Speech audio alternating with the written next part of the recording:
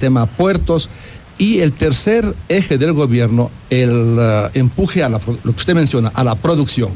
Le hemos reclamado al presidente de la República que lo único que oímos desde el primer día es lo que usted mencionó, justamente el apoyo a la microempresa, el microcrédito, el microempresario, que está muy bien del punto de vista humano, económico, solidario, y político y solidario. Claro. Le comenté al presidente que cuando yo estuve por 2 años aproximadamente en la Corporación Financiera Nacional, también el apoyo a la microempresa era crucial, y la educación al microempresario, eso está perfectamente bien.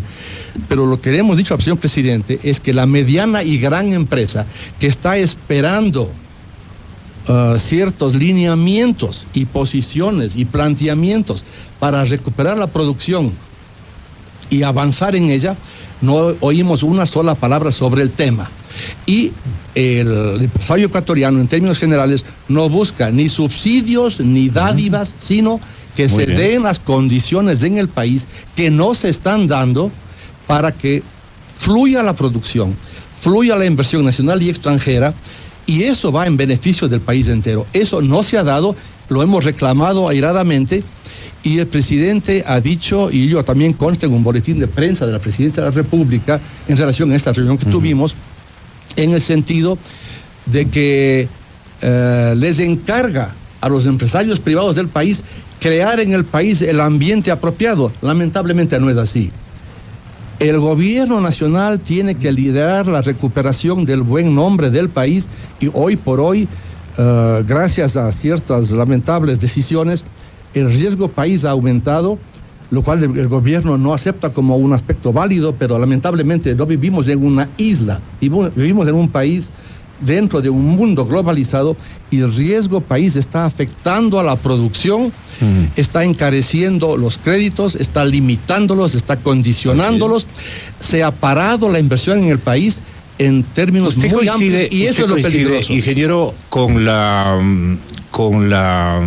intervención que esta mañana la protagonizó el señor economista Pachano, Abelardo Pachano Bertero, en la cadena Teleamazonas, dijo, entre otras cosas, doctor Albornoz, que las inversiones y sus decisiones de inversión están francamente suspendidas desde hace algunas semanas.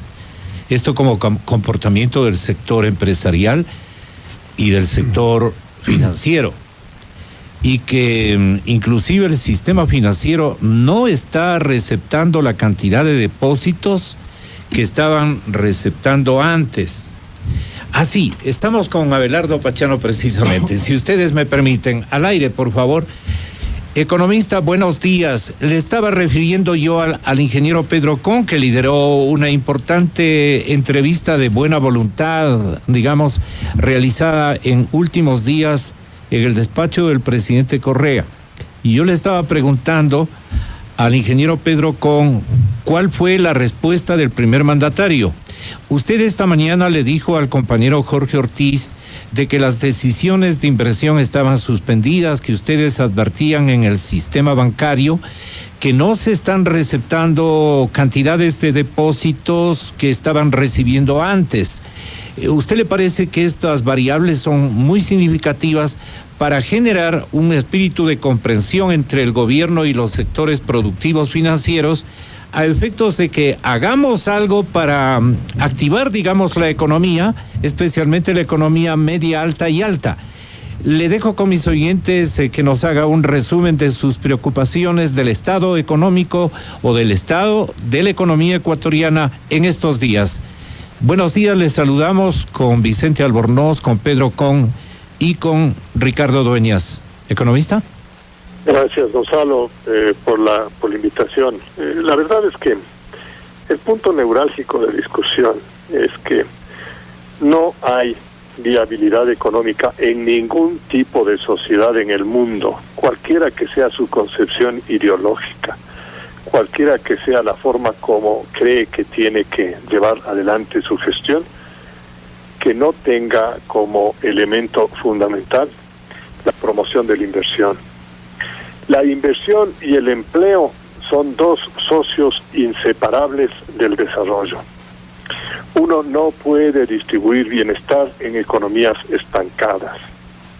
Solo las economías que crecen, solo las economías que demuestran pujanza, solo ese tipo de sociedades tienen la posibilidad real de generar bienestar, de redistribuir el ingreso y de atacar las inequidades, de atacar la pobreza. La pobreza no se ataca con dádivas, la pobreza no se ataca con limosnas, la pobreza se ataca generando empleo. Y el empleo es la contratapa de la inversión. Y en el Ecuador, lamentablemente, no se ha entendido, y hasta ahora no se entiende, que el inversionista es el socio del Estado, el socio del desarrollo, y de que el trabajador es el socio del inversionista y que el inversionista tiene que tratarle bien al trabajador, que el Estado tiene que prepararle al trabajador, de que tiene que dotarle de las habilidades y potencializarle con el conocimiento, con buena educación, con buena salud, con buena alimentación, para que no haya subdesarrollo biológico. Y en ese sentido, lo que nosotros estamos viendo, y ese ha sido el mensaje, o la esencia del mensaje mío esta mañana, es que de las manifestaciones públicas hechas por los distintos actores del gobierno nacional, no sale en claro cuál es su visión sobre la política económica, su visión respecto a la forma como quieren causar el desarrollo del país, y más bien genera incertidumbres, porque más bien tiene manifestaciones que determinan un grado de animadversión hacia la inversión en general como concepto. Estemos bien claros, Gonzalo y queridos amigos, de que la inversión per se no es el fin, y no hay que tratarlo como tal, sino como el instrumento vital que necesitamos todos, impulsarlo para que en este país se den oportunidades a los ecuatorianos y con ello evitemos de que sigan emigrando en búsqueda de esas opciones en otros mundos. Si nosotros no cultivamos la inversión, no vamos a cultivar empleo, y si no cultivamos eso, vamos a seguir haciendo de los ecuatorianos unos hombres o unos seres humanos con pocas opciones de alcanzar su bienestar, su realización. Aquí a todos nos cae un espacio en una organización de esa naturaleza. Y lo que yo estoy viendo, lamentablemente, es que aquí hay una confusión por parte del propio gobierno y hay un mensaje de incertidumbre en toda la colectividad que no solo desde el punto de vista económico, sino desde el punto de vista político, deja todos los cabos sueltos y no recoge los elementos esenciales que se deben manifestar para asegurar esa, esa conducción económica que a todos nos interesa. Desde el propio hecho de llamar a una asamblea constituyente sin ningún tipo de referencia, poniendo en juego todas las bases de la organización, poniendo en juego todos los principios de un régimen democrático y presidencial como el que nosotros tenemos, es motivo de incertidumbre en la colectividad, cuando lo que deberíamos haber conseguido los ecuatorianos es que el concepto de asamblea esté enmarcado primero en la Constitución, que haya respeto a la ley, y luego de que sepamos exactamente los temas que vamos a tratar. No veo por qué y cuál es la razón para que en el Ecuador no se pueda decir lo que se quiere tratar, o es que es algo impresentable, o es que... Economista, si es tan amable, la información que requerimos es si es verdad que en el sistema financiero ustedes advierten que las decisiones de inversión están suspendidas y que además las captaciones del sistema financiero que venían receptándose han disminuido notoriamente. Y yo le pongo también una contraparte, ustedes no están atendiendo con líneas de crédito a los actores productivos, según tengo entendido. ¿A qué se debe, economista Pachano? El crédito está abierto, no hay restricción crediticia, Gonzalo, pero indiscutiblemente hay preocupación. La gente está preocupada. los pequeños empresarios, los que manejan empresas pequeñitas, las famosas pymes, los empresarios medianos, los empresarios grandes, las personas, los profesionales, están preocupados porque quieren saber cuál va a ser el destino del Ecuador. Y obviamente eso lo único que lleva es que cuando uno tiene que tomar una decisión de riesgo, como es realizar una inversión, en esas condiciones simplemente se ponga en compás de espera, se postergue la decisión y consecuentemente se afecten a los proyectos que el día de mañana van a generar empleo. Y como esos proyectos se postergan, la creación del empleo también se va a postergar, el crecimiento económico también se va a postergar. Y miremos, el 80% de la inversión privada está vinculada al petróleo. En la declaración oficial del gobierno sobre petróleo es que no se va a ampliar la frontera petrolera ni se va a aumentar la producción petrolera. Entonces, al 80% de la inversión privada le estamos diciendo que no tiene espacio en este momento. De tal manera que si no hay inversión, y si no tenemos un mecanismo alternativo para desarrollar otro tipo de actividades, el resultado final es un resultado en donde vamos a tener nosotros como consecuencia un comportamiento económico absolutamente mediocre. ¿No nos dice nada, economista, respecto a la caída de depósitos? Perdón, Gonzalo, no lo escuché. No nos acaba de aclarar usted, digo, la caída de depósitos es un rubro que necesitamos conocer. ¿Cuál es el comportamiento de los depósitos del público en la banca ecuatoriana? Que recoge el sistema de la actitud de todos los ecuatorianos, no están creciendo, las operaciones crediticias continúan abiertas, pero inclusive la propia demanda crediticia ha declinado, porque muchos proyectos, no todos, no quiero ser un exagerado, a mí no me gusta ser un ultrista en esto y usted me conoce, pero muchos proyectos de inversión de toda dimensión están postergados, están suspendidos hasta ver cómo se clarifique todos estos temas que son temas vitales que nos atañen a todos los ecuatorianos, porque yo le he dicho y en Radio Democracia usted me ha escuchado muchísimas veces decir, los adversarios de los ecuatorianos están fuera de nuestras fronteras. Son los empresarios colombianos, son los empresarios peruanos, son los empresarios chilenos, son los de otros países. Nosotros, entre todos los ecuatorianos, debemos ser socios de nuestro propio desarrollo. El empresario ecuatoriano y el trabajador ecuatoriano tienen necesariamente que ser socios, y el Estado tiene que ayudar a que esa sociedad funcione y funcione bien. Muchísimas gracias. En las condiciones actuales esa cosa no está dando. Muchas gracias, señor economista Abelardo Pachano, por estas importantes precisiones. Les digo, Ricardo, le digo, doctor Albornoz, lo que hace falta, según mi lectura muy superficial, pero que es muy significativa, es rumbo. ¿A dónde vamos, estrategia. Ricardo? Rumbo y Gonzalo, yo y convocatoria. Le voy a completar un poco las cifras que Abelardo Pachano no contestó.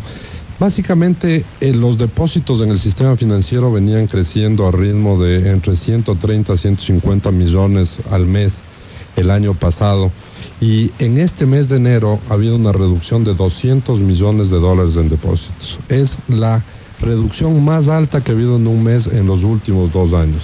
La anterior más alta fue en abril del año 95, cuando cayó Lucio Gutiérrez, donde hubo una reducción de depósitos de 100 millones y ahora hay una reducción de 200 millones. Eso completando con el tema de que, si bien es cierto, no se le ha dado el enfoque, pese a que ya Pedro Con explicó el comportamiento que tiene el riesgo país del ENVI, básicamente, que es la medida de riesgo país que ha superado los 1,000 puntos, que no lo toman muy en serio las autoridades de gobierno, de acuerdo a nuestra investigación, pero que sí provoca no solamente el cierre de líneas de crédito de líneas de crédito de entidades financieras de afuera, sino también una incertidumbre en la parte de inversión y también un encarecimiento de esas líneas de crédito, que antes, cartas de crédito de importación, etcétera, que antes se hacían con un costo posiblemente que estaba por debajo de los 8 puntos y ahora se ha encarecido para el sistema productivo. Pero todo esto tiene raíz entiendo yo, doctor Albornoz, en la incertidumbre predominante.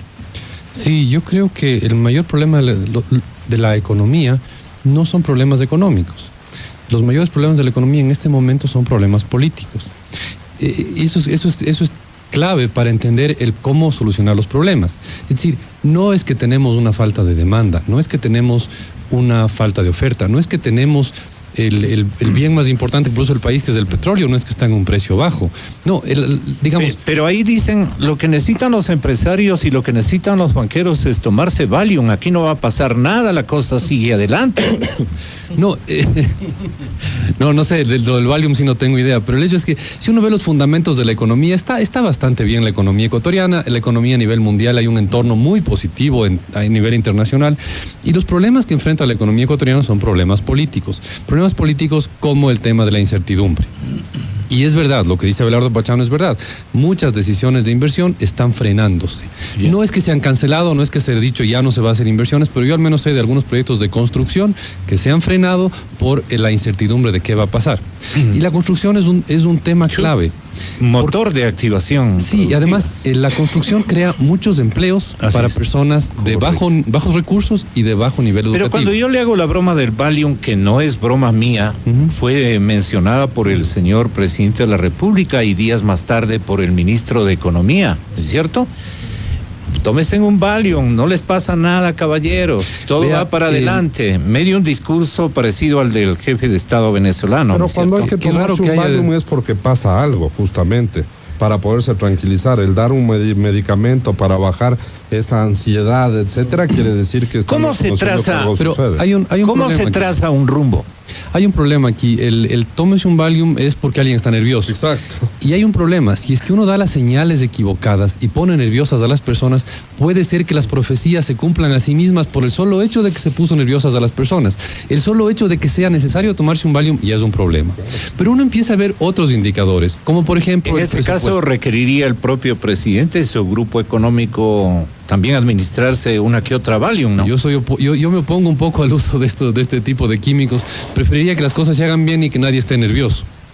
Pero más bien, veamos cosas que van más allá del simple Valium o del nerviosismo. Veamos números.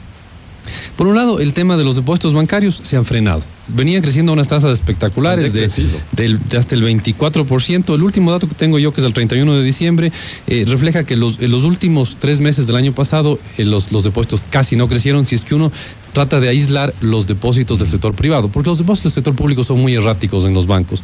Los del sector privado dejó de crecer. No hay datos al 31 de diciembre a ese nivel de desagregación, pero al 31 de enero estaban muy similares a lo que estaba en octubre. Esto ya es un indicativo preocupante de que está frenándose el crecimiento de los depósitos, pero vamos un poco más allá. Veamos el presupuesto del Estado. Tenemos un presupuesto del Estado que crece significativamente frente al año pasado, y ahí uno empieza a hacerse preguntas sobre qué tan posible es que eso dure en el tiempo. Sí. Qué tan sustentable es un presupuesto que está creciendo al 16% anual en una economía con una inflación del 2-3%. Señales de ese tipo empiezan a preocuparle a la gente, decir, bueno, algún día el precio del petróleo va a caer y no estamos creando ningún tipo de colchones, no estamos creando ningún tipo de ahorros y estamos pues poniendo un poco en peligro la dolarización. Luego uno ve el flujo de caja que tendrá este gobierno. Este gobierno está aumentando gastos, está anunciando reducción de impuestos como el IVA, y podría tener escasez de flujo de caja, ante lo cual lo más probable es que recurra a la alcancía. La alcancía en este país son la multiplicidad de fondos que tenemos de ahorro petrolero, el FAC, el CEREPS, el FEIC, el FEP y no me acuerdo algún otro. Es una serie de fondos petroleros que funcionan como la alcancía del gobierno y que algún rato el gobierno podrá tener que echar mano a eso. Eso significa que durante el año 2007, pues, aunque sea echando mano a la alcancía, habrá como sobrevivir financieramente.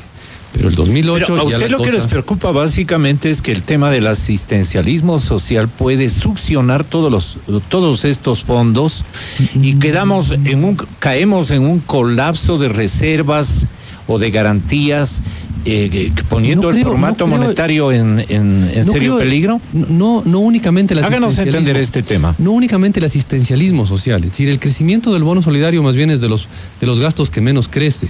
Me preocupa más el ver cuando crecen sueldos. Y genera demanda, va a generar demanda. Va a generar demanda, va a generar consumo. Me preocupa más, por ejemplo, la caída del IVA. Y justicia, equidad social, de alguna manera. Sí, es uno de los subsidios más equitativos que hay, el bono solidario, y al final en total sumará unos 400 millones al año. Por otro lado, tenemos unos subsidios a los combustibles que suman 2.500, 2.000. Esos no los quiere tocar. Eso, por ejemplo, es absurdo. Hay varios estudios que demuestran que el bono solidario llega al 20 y máximo al 30% más pobre de la población. Eso es un subsidio bastante bien focalizado en los pobres. Perfecto. Pero se ve que el gas, la gasolina y el diésel normalmente no llegan a los pobres. Entonces es un absurdo cuando uno ve el presupuesto del Estado, 400 millones que van bien directo a los pobres y 2.500 millones que no van a los pobres en subsidios. Uno empieza a ver estas incoherencias y más bien yo hubiera esperado que un gobierno que se autodeclara de izquierda ataque este tema.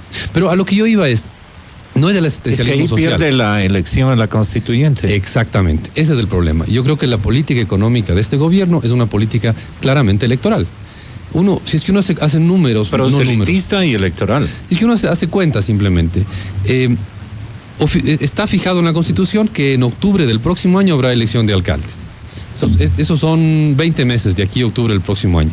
Pero además habrá elección de asamblea constituyente, es decir, la consulta popular, elección de los asambleístas y después la decisión sobre si se acepta o no la Constitución. Un referéndum.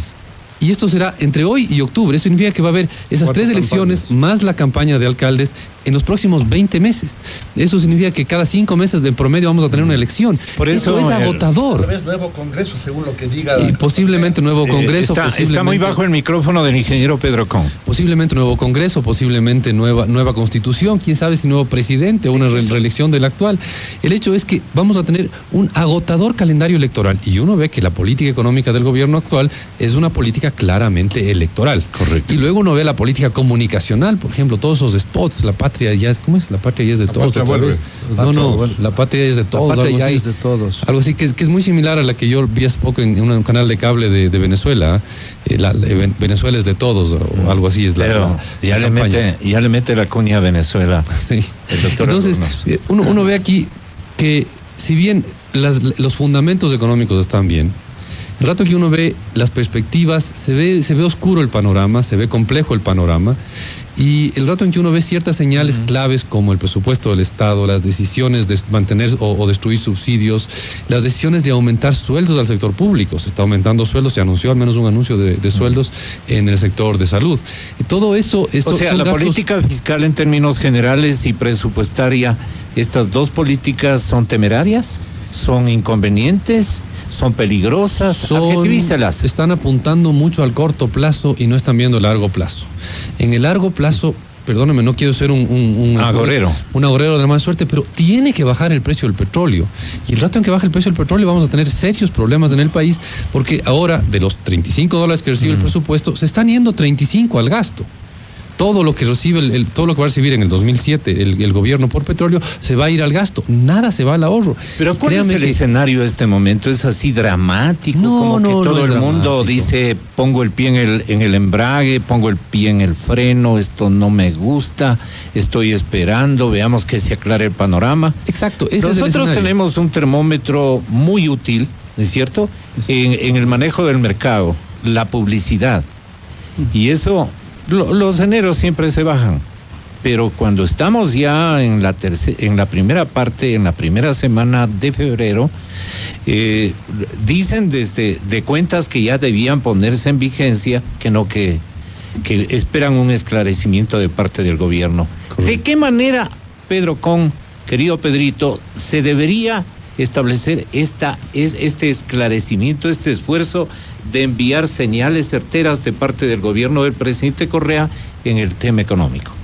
Verá, Gonzalo, y estimados radioescuchas, Vicente y Ricardo, realmente yo quisiera dar un pequeño paso atrás por un minuto para referirme a lo dicho con absoluta certeza por Abelardo Pachano.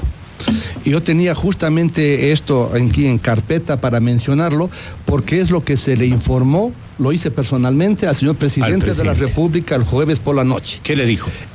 Lo que mencionó hoy Abelardo Pachano, aquí en la radio, por teléfono, hace pocos minutos, y esta mañana en la televisión, que la he visto y he compartido sus puntos de vista, y me han preocupado algo los puntos de vista diferentes que luego lo expresó en la misma televisión Mauricio Dávalos, lo voy a ejemplificar con un solo caso que mencioné al presidente de la República: la falta de inversión, la falta de ese espíritu positivo que debe haber en un país, y esto lo debe fomentar el gobierno y está haciendo lo opuesto. Hablando de inversión, y no hablo ahora del tema específico bancario de créditos que se han complicado, de eso me referiré luego. Tema inversión. Y esto es algo que lo conozco. Perdone, Pedrito, pero aclaremos, porque no se ponen de acuerdo. Abelardo Pachano dice que no hay nada en los créditos, que todo está fluyendo normalmente. Un momentito. ¿Usted qué le mintió al presidente? No. Que Abelardo Pachano ha dicho que las políticas de crédito existen, pero hay menos demanda, inclusive porque hay una falta de positivismo en el país. Dijo.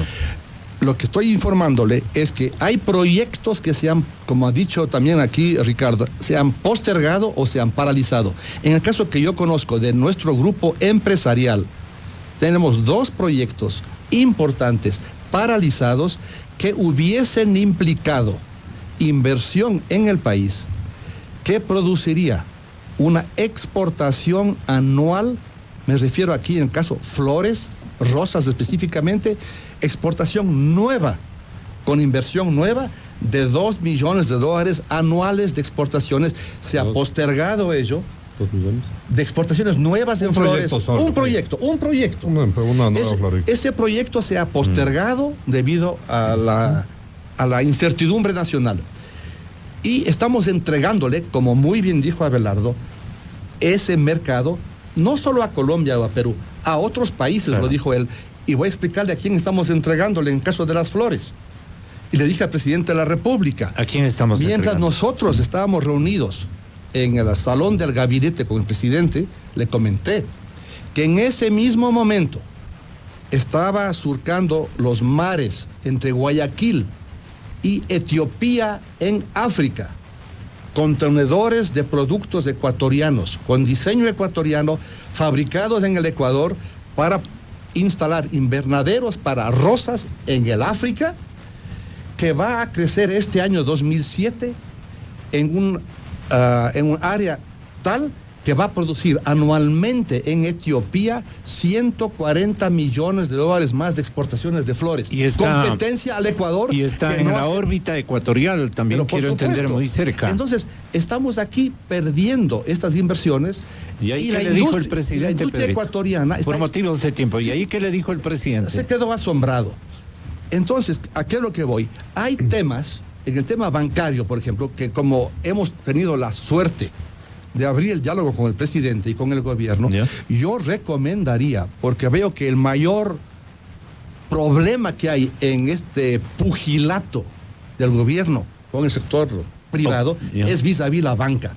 Yo recomendaría humildemente que haya diálogo con la banca para que se pongan de acuerdo y un poco bajen las tensiones. Al igual que en el campo laboral, no es factible que el presidente de la República el día 15 de enero ratificó en su discurso de posesión que en el tema laboral, por ejemplo, se acabó el trabajo por horas. El ministro del Trabajo, Antonio Gagliardo, anteayer lo ratificó una vez más, aduciendo que el trabajo por horas es una explotación al trabajador ecuatoriano. Yo le estoy diciendo, a través de Radio Democracia, que anular el trabajo por horas es una bofetada al trabajador ecuatoriano, porque ellos están trabajando ahora y si se anula eso, habrá más desempleo en el país. Entonces, necesitamos entrar al diálogo y tener la apertura suficiente de aceptar otros puntos de vista. Ya mencionó Vicente claramente el tema tributario, presupuestario, no voy a repetir ello, pero si no hay puntos de vista que se aceptan de la oferta de ideas honestas del sector productivo, que no quiere más que el bien del país, que no quiere dádivas, que no quiere beneficios especiales. Ya los tiene. No tiene ninguno. Quiere un país en marcha. ¿Qué es lo que está pasando? Si esto sigue así y hay un diálogo de sordos, en especial vis-a-vis la banca, que lo considero muy peligroso, no puede haber esa actitud 100%